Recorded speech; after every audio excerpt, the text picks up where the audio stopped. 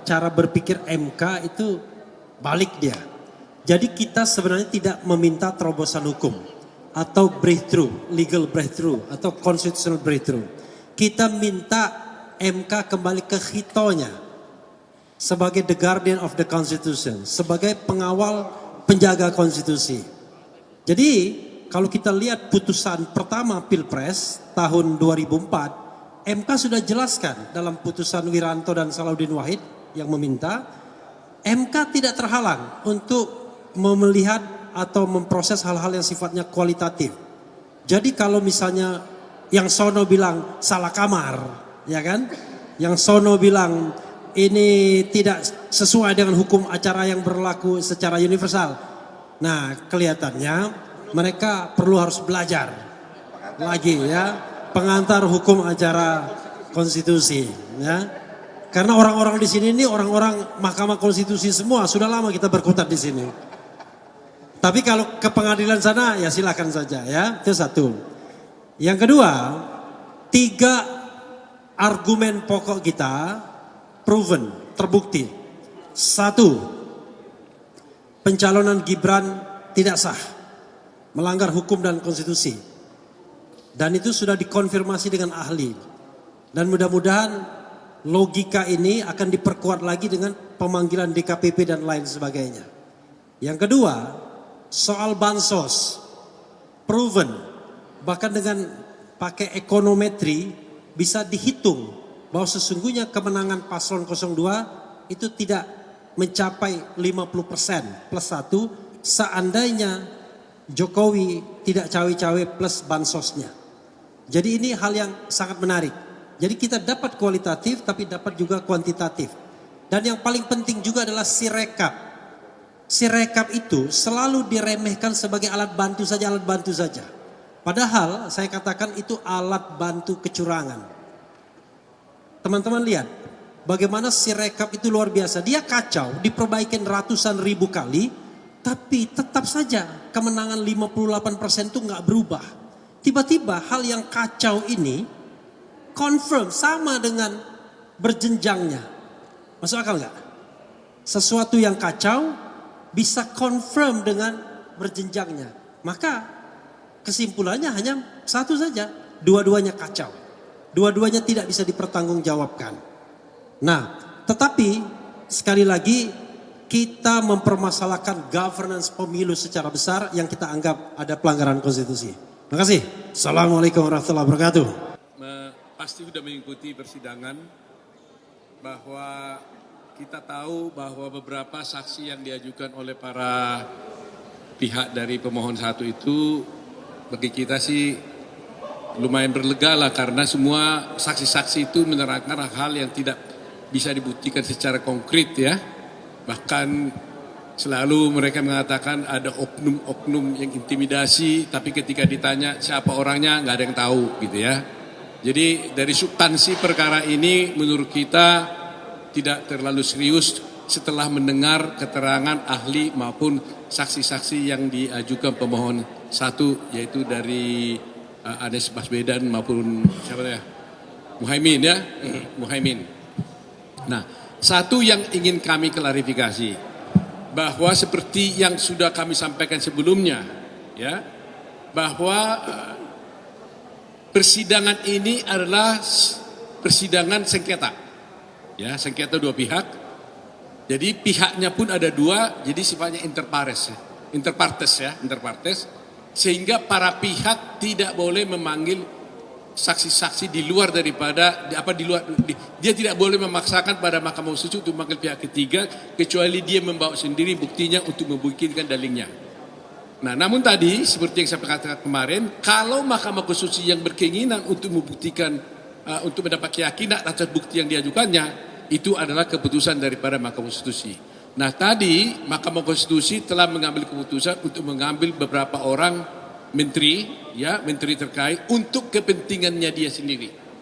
Jadi dalam pemeriksaan nanti untuk hari Jumat dipanggil itu, para pihak baik pemohon maupun termohon tidak boleh nanya-nanya. Jadi tegas tadi hakim mengatakan kami tidak mengabulkan permohonan pemohon 1 untuk memanggil menteri katanya. Itu tegas dikatakan. Kami menolak katanya. Tetapi katanya kami yang butuh untuk memeriksa para menteri tersebut, yaitu Pak Menteri Pendidikan dan Kebudayaan, Ibu Sri Mulyani Menteri Keuangan, Pak Hartarto, yaitu baru Pak Risma, Ibu Risma, baru DKPP, ya DKPP kalau salah tadi ya. Nah jadi di sini poinnya, jadi bukan permohonan mereka yang dikabulkan, permohonan mereka justru ditolak, tapi mahkamah yang berkeinginan untuk memanggil saksi-saksi tersebut untuk membuktikan dalinya. Kami terus terang aja fine saja seperti saya katakan, bahkan mungkin kami lebih yakin kalau Pak Menterinya bersedia datang, semuanya akan lebih jelas dan tuntas. Kalau para menterinya ini datang, kami tidak capek lagi mencari saksi-saksi yang lain. Ya kalau saksi-saksi lain kan pasti hanya sifatnya kan sepotong-sepotong. Tapi kalau sudah menteri menjelaskan, ya tuntas gitu loh. Jadi itu yang kami sampaikan. Jadi mudah-mudahan kalau mereka datang hari Jumat, saksi para menteri ini bersaksi, kami masih akan mendapat posisi yang lebih baik karena semua menteri-menteri terkait itu akan menjelaskan yang sebenarnya yang menurut kami tidak ada masalah dalam kasus ini. Silakan Hotman dulu lah. Siap-siap kamu punya TikTok, kalau gue yang ngomong langsung menarik. Persidangan hari ini, saya melihat Bambang Wijananto dan Refri Harun, kuasa dari 01, bagaikan pungut merindukan bulan. Dia mau membatalkan suara 90 juta lebih dari 02, dia membawa 9 saksi fakta, tapi 2 dari saksi fakta itu hanya mempersoalkan, 1 mempersoalkan 300. Dia mengatakan ada pencoplotan suara 300 di dalam kamar. Tapi dia tidak tahu nomor urut berapa yang dia tusuk. Dia hanya bilang kayaknya di tengah katanya. Itu nggak bisa. Jadi yang 300 gugur. Ya, dan juga dia nggak tahu siapa yang coplos. Kan untuk hukuman harus jelas. Ya, bukti bahwa pungut merindukan bulan yang kedua. Satu lagi saksinya mengatakan ada 2 suara. Bayangin, 2 suara dipersoalkan melawan 90 juta suara. Tadi setelah ditunjukkan oleh ketua KPU ternyata dia nyerah. Akhirnya hari ini 0. Semua saksi fakta dari 01 tidak bisa membuktikan 1 suara pun yang cacat. Itu benar-benar hari ini. Aku nggak bohong. Makanya benar-benar rekan kita yang 2 itu kayak pungut merindukan bulan. Yang kedua, mereka juga, saksi mereka itu banyak ahli nujum. Ahli nujum. Bagaimana dia tahu bahwa orang yang mendapat bansos pasti memilih? Bagaimana dia bisa tahu orang yang dapat bansos pasti memilih 02? Nggak ada yang tahu.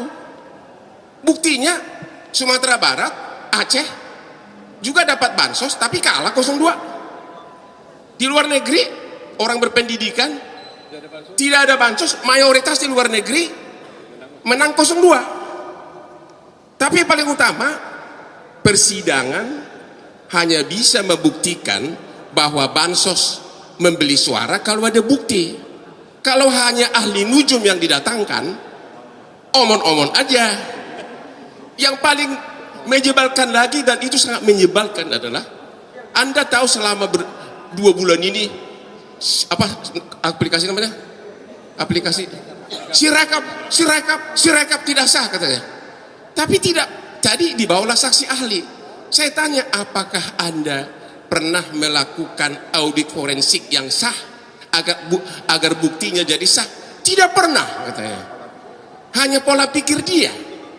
Jadi bagaimana aplikasi yang begitu besar mau dibatalkan hanya dengan omon-omon seorang yang tidak secara resmi melakukan audit forensik.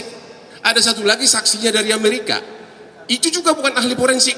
Artinya hari ini benar-benar kemenangan di pihak 02, 12-0. Jadi yang terbukti hari ini pungut merindukan bulan dan ahli nujum, ya, mengharapkan dunia runtuh. Dia nggak tahu Aspri Hotman Paris masih banyak yang ingin di dunia ini hidup. Oke, cukup ya, kita ya, cukup ya. Terima kasih ya, terima kasih.